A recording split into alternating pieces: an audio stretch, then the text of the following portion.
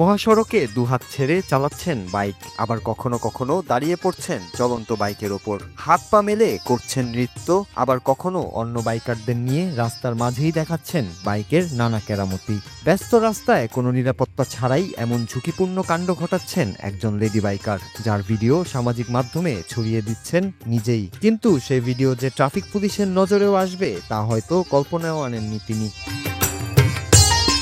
সামাজিক মাধ্যমে সেসব ভিডিও দেখে নড়ে চড়ে বসেন ট্রাফিক কর্তারা। দীর্ঘদিন বিষয়টি নিয়ে তদন্তের পর সেই লেডি বাইকারকে করা হলো মোটা অঙ্কের জরিমানা, যা নিয়ে তোলপাড় সৃষ্টি হয়েছে সামাজিক মাধ্যমে। তবে ওই বাইকারের ঝুঁকিপূর্ণ কর্মকাণ্ডের জন্য যথার্থ সিদ্ধান্ত নিয়েছে ট্রাফিক বিভাগ, এমনটাই বলছেন নেটিজেনরা।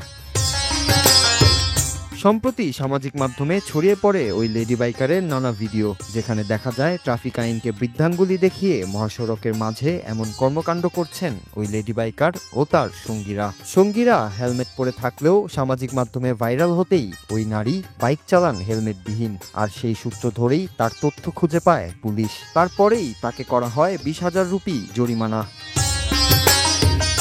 ভারতের উত্তরপ্রদেশ রাজ্যের আহমেদাবাদের ঘটনা এটি। জানা গেছে অভিযুক্ত ওই তরুণীর নাম বাইসু যাদব, আর তাকে শনাক্ত করে তার ঠিকানায় জরিমানার রসিদ পাঠিয়ে দেয় ট্রাফিক বিভাগ। সেই রসিদের ছবিও পরবর্তীতে ছড়িয়ে পড়ে সামাজিক যোগাযোগ মাধ্যমে, যা দেখে আইনের যথাযথ প্রয়োগ বলে পুলিশের এই সিদ্ধান্তকে স্বাগত জানাচ্ছেন নেটিজেনরা। Nur Raju, Bangla TV news desk.